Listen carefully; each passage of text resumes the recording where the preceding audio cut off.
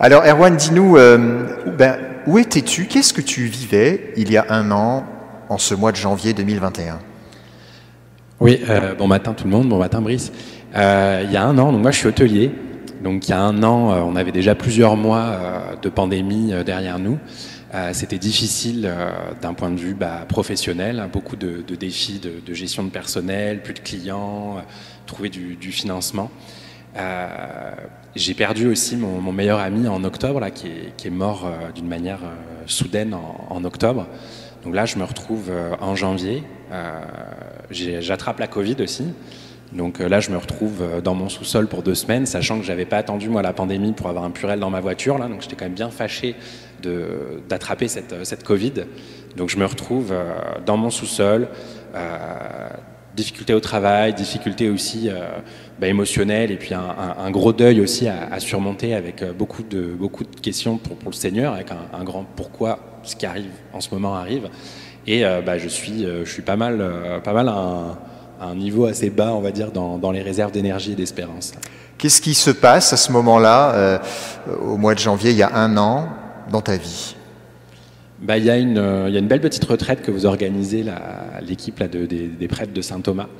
Donc je me dis, je vais la suivre, j'ai pas d'excuses, là je suis tout seul dans mon sous-sol, j'ai que ça à faire finalement.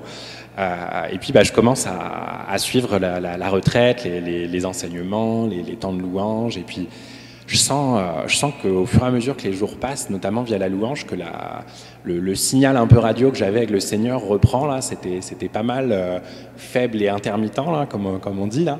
Et je sens que ça reprend de la puissance, et je sens que le Seigneur veut me parler, notamment au travers des chants, des louanges, où il y a beaucoup de paroles, en fait, des chants qui viennent me chercher.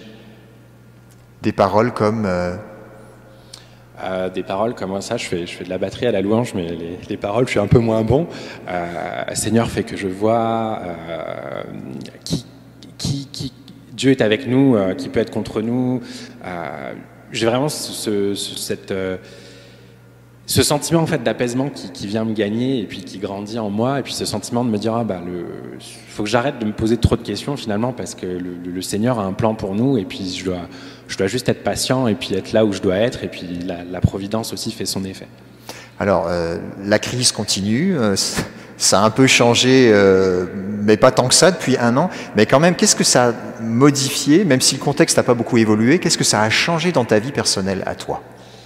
Ça a changé dans ma vie personnelle. J'ai beaucoup plus de lâcher prise, et je suis beaucoup plus joyeux aussi là. Je pense que les nouvelles m'affectent peut-être un peu moins grâce à ça, et puis je suis beaucoup plus enthousiaste, et puis j'ai moins le sentiment de me dire que tout arrive sur mes épaules, et puis tu sais, que quelqu'un me tape sur la tête avec un marteau et m'enfonce dans le sable. Là, j'ai beaucoup plus de joie, et je pense que le Seigneur m'a parlé sur l'anxiété que je pouvais avoir par rapport à cette situation qu'on vit tous, et de me dire bon, allez, faut faire confiance, ça va finir par finir.